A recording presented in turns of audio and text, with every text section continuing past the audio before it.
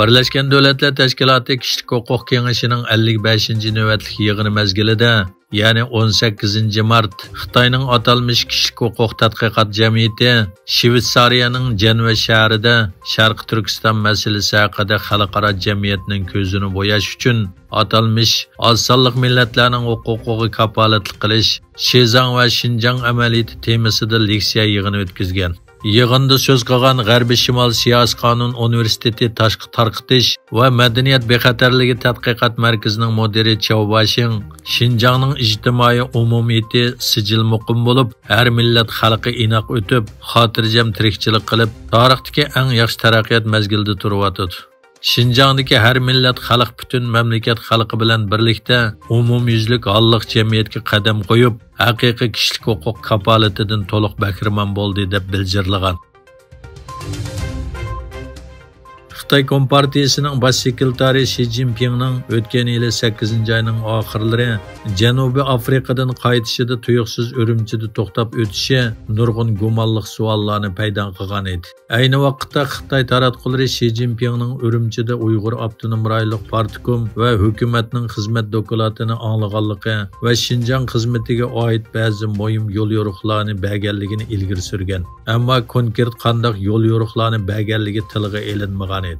Növbətdə nopuzluq chet el tədqiqatçıları Xi Jinpingning shu qitimliq Urumchida to'xtab o'tishida uning 2014 yili o'tirg'i qo'ygan Uyg'urlarning o'z ona vatanidan nopus jihatdagi ustunligini ojizlatish siyosatini davomlashtirishni qayta ta'kidlaganligini qayd qilmoqda. Amerikadagi kommunizm qurbonlari xotira fondining oliy tadqiqotchisi, lager va Uyg'ur majburiy emgak mutaxassisi doktor Adrian Zenz 24 mart Amerika ijtimoiy Supsi Xita Xi Jinpingning 2023 yili Uyg'ur diyoriga qilgan tuyuqsiz ziyoratida uning bu siyosatni qayta ta'kidlaganligini bildirgan. Adrian Zensning qayd qilishicha, Xi Jinping 2014 yili qilgan bir qitimliq maxfiy so'zida Uyg'urlarning o'z ona vatanida nopus jihatdagi ustunligini ojizlatish uchun ularni yo'tkab assimilyatsiya qilishni qo'llagan ekan. Xitoy hukumati Sharq Turkistonda davom qilayotgan sistemalik irqiy qirg'inchilik sababidan yo'lga qo'yilgan oz bir qism xalqaroliq embargolarning ta'siriga uchragan bo'lsa-mu, ammo u rayonning boyligini qazish va Xitoy o'lkalariga yo'tkashni davomlashtirmoqda. Bu orqa ko'rinishda Xitoy doiralari energiya bilan ta'minlashga kafolatlik qilish uchun tarim neftligidan 350 milliard kub metr tabiiy gaz yutkiganligini e'lon qildi. Xitoy davlat neft shirkati boshqaradigan tarim neftligi 2004 yili 9-oydan 2024 yili 21 martgacha bo'lgan oraliqda G'arbning gazini sharqqa yutkash tabiiy gaz turbo yo'li orqali Xitoyning o'tir va sharqiy qismlaridagi rayonlarni 350 milliard kub metr tabiiy gaz bilan ta'minlagan.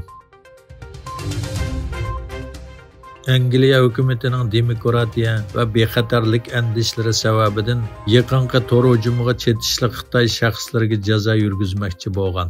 Angliya taratqullarining xabar qilishicha, Angliyaning muavin bosh ministri Oliver Dowden 25 mart kuni Angliya parlamentiga Xitoy davlatining homiyligidagi tor buzg'unchiliklarining yaqinda Angliya saylam komitetining to'riga hujum qilib, millionlagan angliyalikning shaxsiy uchurga erishishi va buning Angliya demokratik musobaqasiga bo'lgan ta'siri haqida ma'lumot berilganligi bildirilmoqda.